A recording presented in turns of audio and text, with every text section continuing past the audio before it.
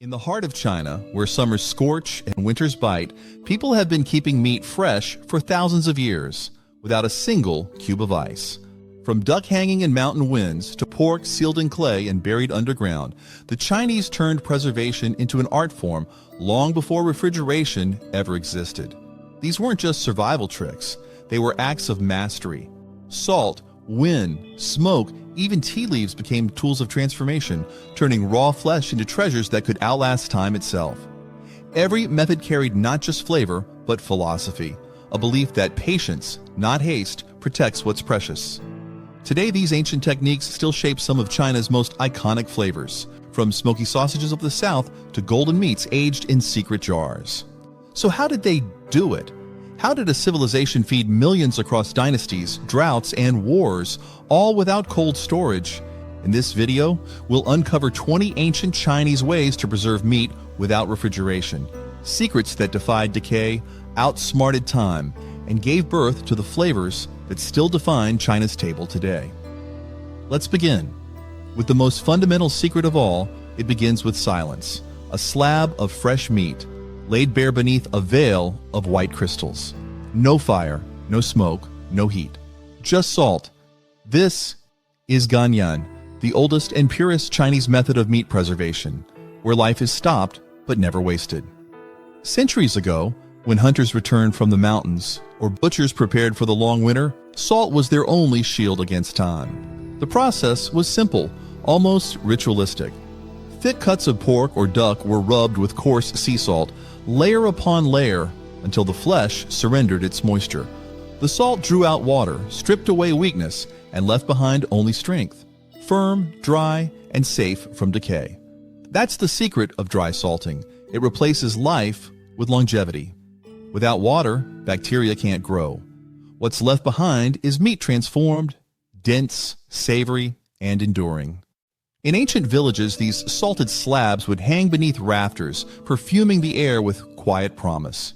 Days turned to weeks, and what began as fresh meat became food that could last seasons. Food that kept families alive through cold, famine, and silence. Even today in rural kitchens, the tradition remains. Salt isn't just a preservative, it's a pact between time, patience, and hunger. But salt alone was only the beginning. When the meat met liquid, a new kind of magic began, one that softened salt's sting and birthed flavor from the depths of brine. The sound of bubbling brine fills the courtyard, a slow dance of salt and water. This is wet brining, the gentler sibling of dry salting, where preservation begins not with dryness, but immersion. In ancient China, where rivers gave life and floods took it away, the method was simple: let salt flow like water and carry its strength deep into the meat. Cuts of pork or duck were soaked in salted water infused with herbs, wine, and sometimes sugar. Over days, the liquid crept into every fiber, seasoning from within while halting decay. Unlike dry salting, which preserved through withdrawal, wet brining preserved through embrace, a balance of flavor and safety. Its secret lay in osmosis. Salt replaced moisture, bacteria drowned, and the meat grew firm and fragrant. When hung to dry, it kept for months. When cooked, it glowed with tenderness. In rural homes, brining jars lined the walls, quiet guardians of the coming winter. Their contents weren't just sustenance, but reassurance that even in scarcity, patience breeds plenty. And when the brine was drained and the jars emptied, the next transformation began. Meat meeting the open air, dancing with the wind instead of water. In the highlands of China, winter air moves like glass, cold, clean, unrelenting. It's here that fenggan, or wind curing, turns raw flesh into something eternal. No salt vats, no smoke, just meat strung from wooden beams, catching the rhythm of the wind. Each gust draws out moisture, each night deepens flavor. The process is silent but alive, nature itself acting as the preservative. Wind curing began in remote villages where cold seasons were long and storage scarce. The people learned to trust the air, crisp enough to dry, pure enough to protect. The secret lies in balance, the right breeze, the right temperature, and time. Too warm and rot wins, too cold, and the meat freezes before it can change. Weeks later, the color darkens. The aroma ripens. Smoky, sweet, untouched by flame. These cured slabs hang proudly in kitchens, symbols of thrift and timing. Even now, during New Year's feasts, families slice wind-cured meat, savoring what the sky itself helped create. And when the winds calm, another power takes over. The sun, bold and relentless, preserving with heat instead of breath. When the sun ruled the fields and shadows vanished, shy gun or sun-drying gave meat its immortality. Across courtyards and rooftops, red strips of pork and duck glistened like lacquer in the golden light. This was preservation by firelight. Not from a hearth, but from the heavens. The sun's heat and dry air drew out every drop of moisture, leaving behind flavor condensed to its core. What began as perishable became permanent. Sun-drying was born in southern China, where salt met sunshine and patience met practicality. The secret was purity. No rain, no humidity, no haste. The meat's surface hardened, sealing its essence inside, while the warmth acted as a natural sterilizer. It was more than a method. It was a ritual. Families watched over hanging meats the way farmers watch over crops, turning them daily, whispering weather prayers. Each day of drying was a promise of nourishment to come. The result? Meat that glowed like mahogany, fragrant, chewy, and capable of surviving months, even years. But not every flavor thrived in the sun. Some demanded darkness, fire, and smoke, where preservation became not just survival, but transformation. A curl of blue smoke rises through the rafters, carrying the scent of pine, tea leaves, and thyme. This is shun ji, the Chinese art of preservation through smoke. Long before refrigerators, fire became the keeper of life. In mountain villages where cold nights crept into the walls and dampness spoiled the harvest, families turned to smoke as both shield and storyteller. The process was simple, patient, and sacred. Meat hung above smoldering embers, never in the flames, but near enough to feel their warmth. Over hours, days, even weeks, the smoke slowly dried the flesh, sealing it in a coat of oil and resin. The phenols in the wood acted like armor, keeping out decay and insects while deepening the meat's color to amber red. Each spark left its mark, a flavor that was both earthy and eternal. Smoked duck in the south, smoked pork in the north. Every region had its own ritual, its own scent. For generations, these meats carried families through winter, feasts and famine alike. Smoke didn't just preserve food, it preserved memory, the taste of home in every wisp of gray. And when the last ember cooled, another secret waited, one hidden in the gleam of rice wine. The first sip burns, but the secret lies in what it saves. Alcohol curing, preservation through spirit, is one of China's most refined ancient techniques. Long before chemistry had a name, people discovered that wine could guard life as well as celebrate it. Fresh cuts of meat were rinsed in rice wine or baijiu, soaked or brushed daily until their scent turned sharp and clean. The alcohol seeped deep into the flesh, drawing out moisture while killing unseen decay. No fire, no ice, just a quiet alchemy between grain, time, and patience. The science is simple. Ethanol sterilizes, evaporates quickly, and leaves behind a barrier that halts bacteria. The result was tender, fragrant meat that lasted weeks, even months, imbued with the perfume of rice, herbs, and preservation itself. In dynastic kitchens, this method was a mark of sophistication, a union of practicality and luxury.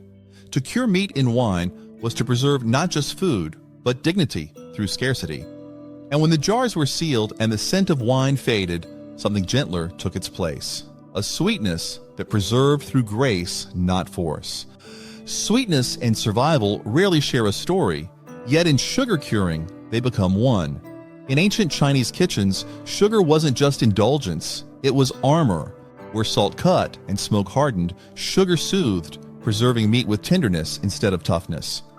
Pork bellies or duck legs were coated in a blend of sugar and salt, sometimes spiced with star anise or ginger. Left to rest in cool air, the mixture drew out moisture, forming a glossy glaze that both seasoned and sealed. The sugar didn't rot or sour. It created an invisible shell, keeping air and bacteria at bay. The secret lies in its chemistry. Sugar binds to water molecules, leaving none for decay. The result?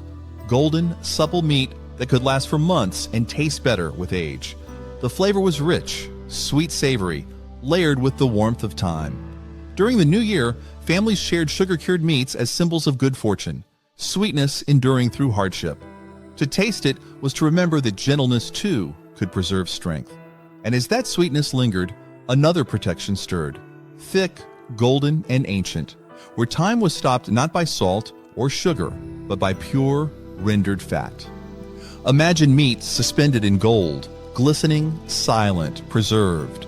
This is fat encapsulation, one of China's oldest and most ingenious preservation arts.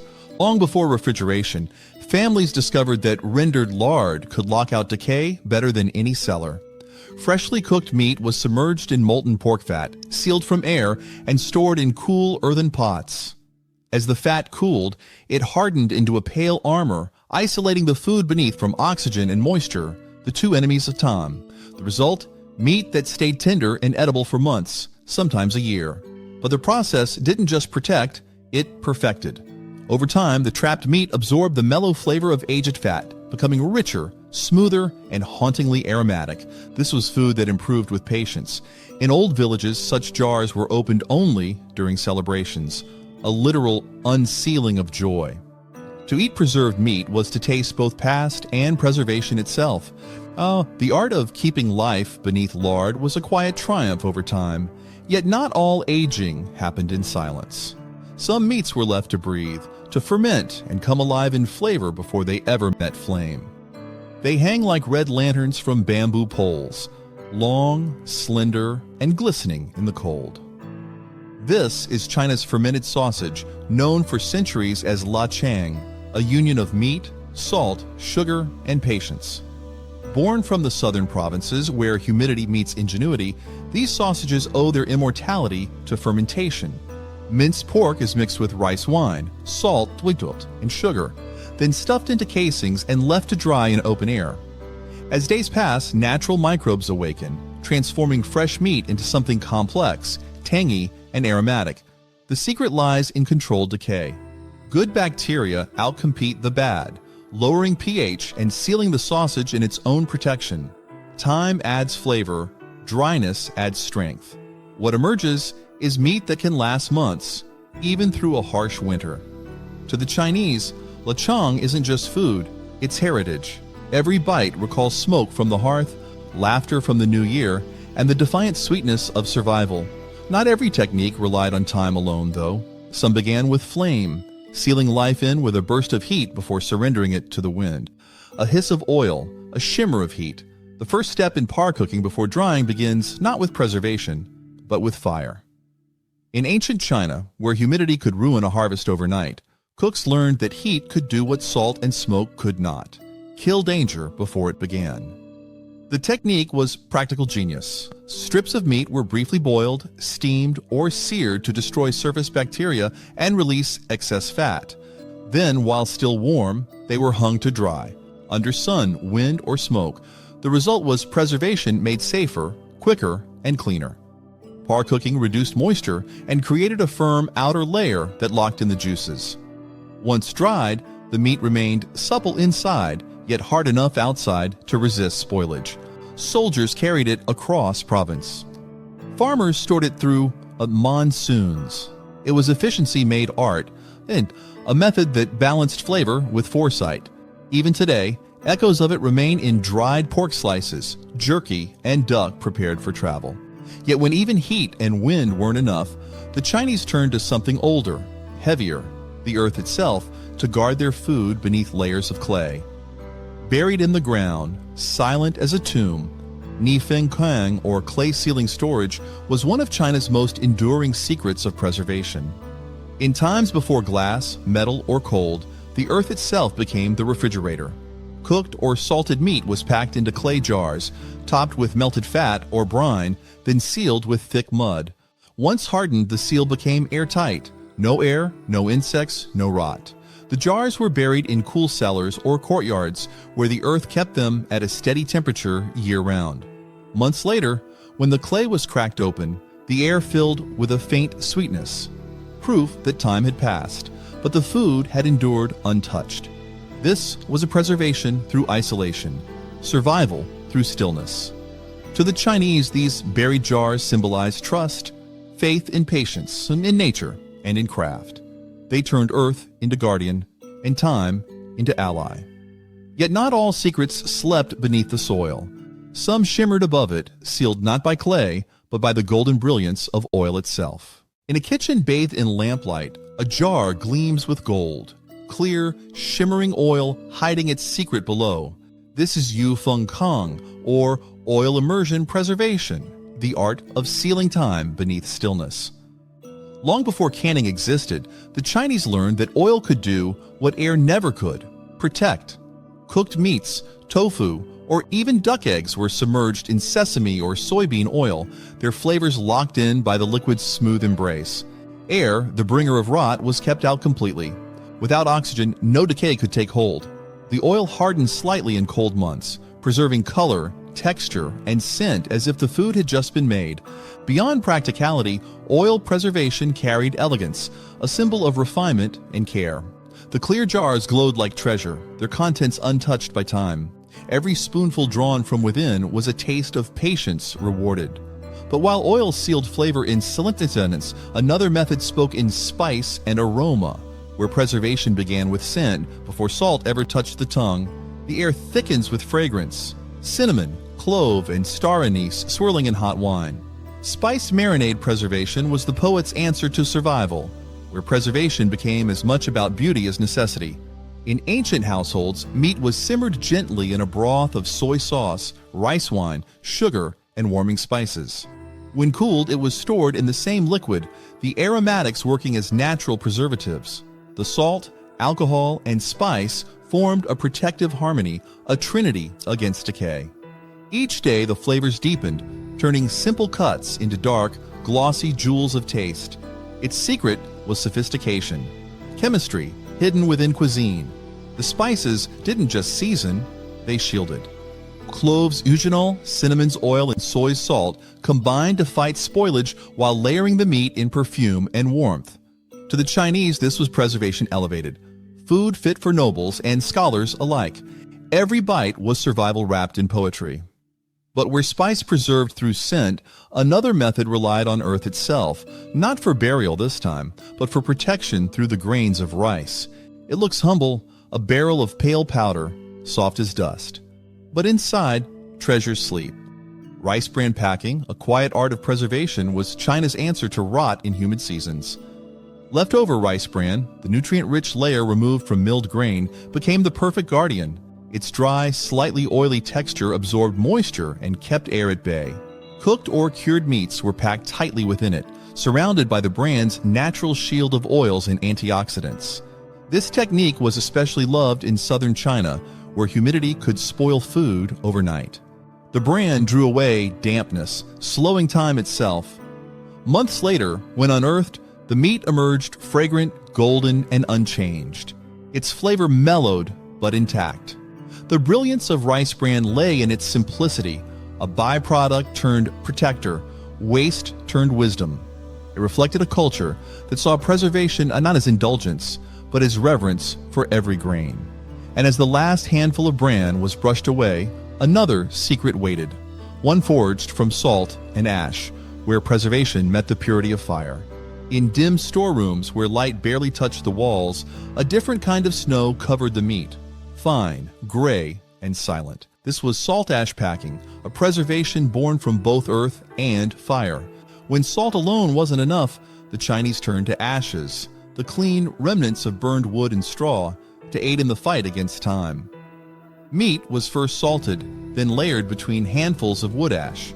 The mixture absorbed moisture, while the ash's natural alkalinity kept rot and insects away.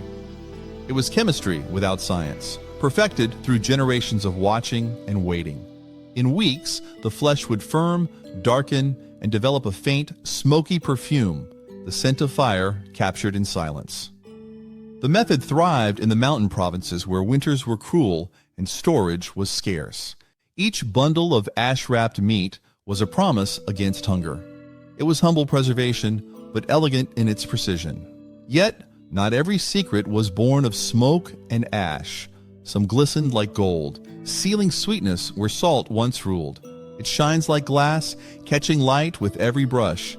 Honey glazing, one of China's most delicate preservation arts.